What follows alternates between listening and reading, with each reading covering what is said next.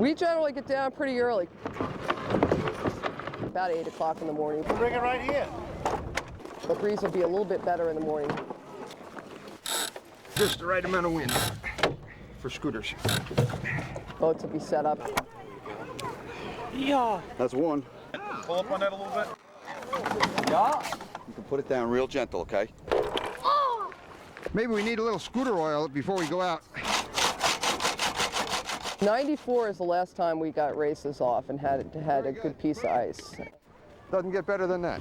The course is a triangular course. On your mark! Get set! Go! There it is, there it is. Now, right? There we go. Nice. We'll probably get up about 45, 50 miles an hour. Whoa, ease it out, ease it out, ease it out. There's no steering mechanism, so it's steered with the sails. We have no brakes, there's no way to stop them. Ease the sail out some more. You can always, that's it, that's it. It's very hard to describe the sensation. It's just such a neat sound, you know. You've just got the sound of the boat rumbling across the ice, and when you're in the boat, the sensation of speed is much greater than you're actually doing. You're screaming along, you get hit by a puff, and the main sheet trimmer will just squeak that main in a little bit more, and the boat will start to, you know, get that next exhilaration. It's just such a rush. I mean, people go, you must be nuts standing out of the ice and going sailing. And, you know, I've come out in really bitterly cold days and frozen my fingers and frozen my toes and, God, can I go again? Can I go? Once the boat's on the ice, you know, geez, I got to pack it up and go home. You know, you wait to that very last minute. I mean, you spend as much time as you can out here sailing and on the ice.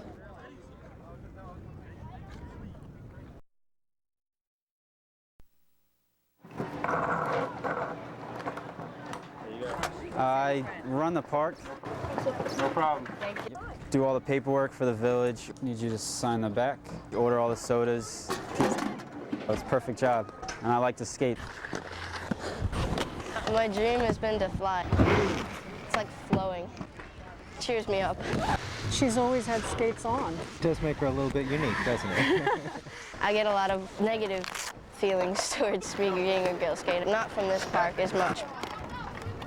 But the guys are really supportive. I go crazy if I haven't skated within like 3 days. Sort of a passion for it. The only hard part was really getting aggravated when you can't get a trick down. Flying through the air is just, it's really cool. Take your style and go as big as you can with it. It's exciting. It's a lifestyle, though. Pizza. If you like it that much, you just keep doing it.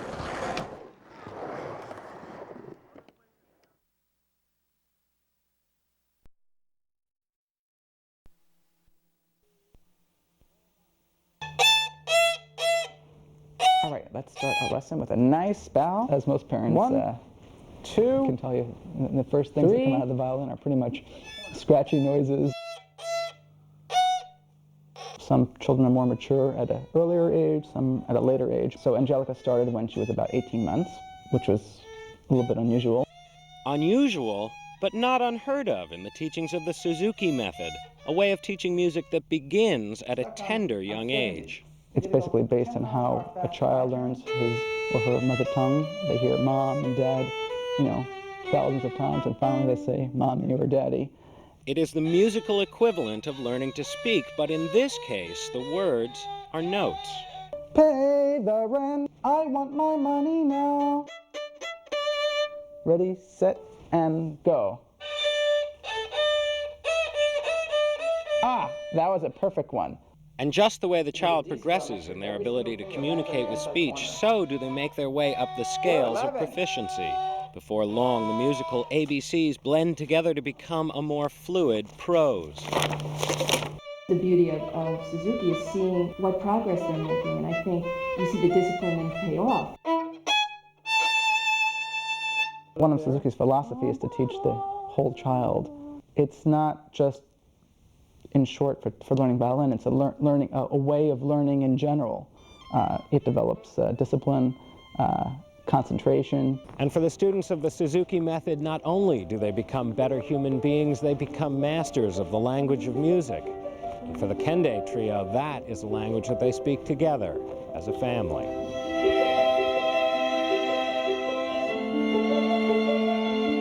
We all started on violin with the Suzuki method. I was 5, Krista was 3, and Daniela was only 2 or so, but she wanted to start just because we were playing. It's good to play with your sisters because I guess you're automatically closer than you are with like other people.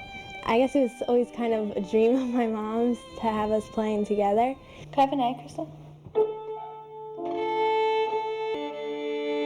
And it takes hours upon hours of hard work and intense concentration to make the strings sing in perfect harmony.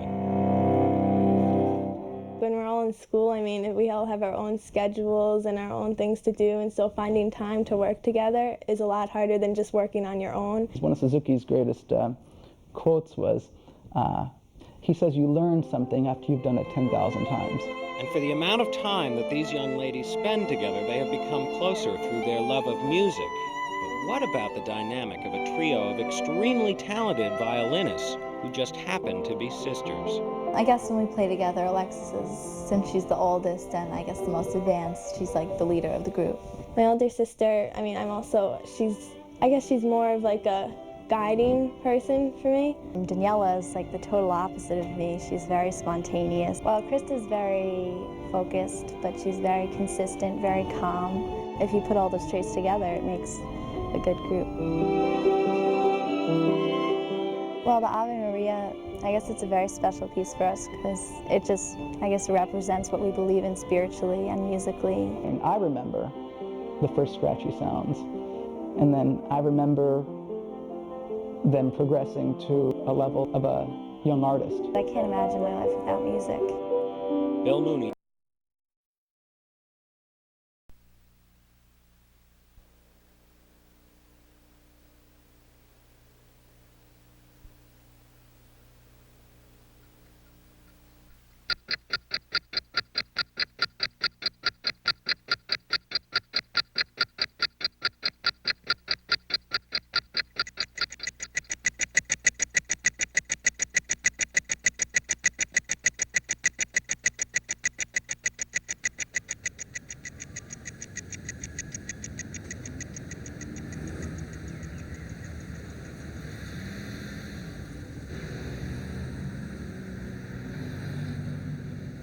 Cabby.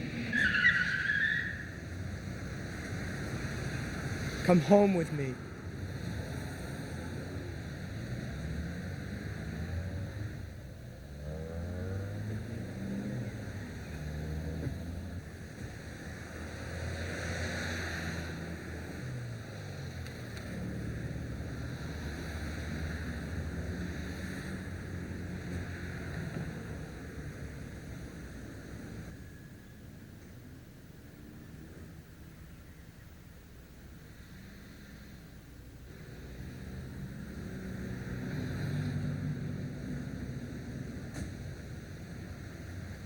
I love you.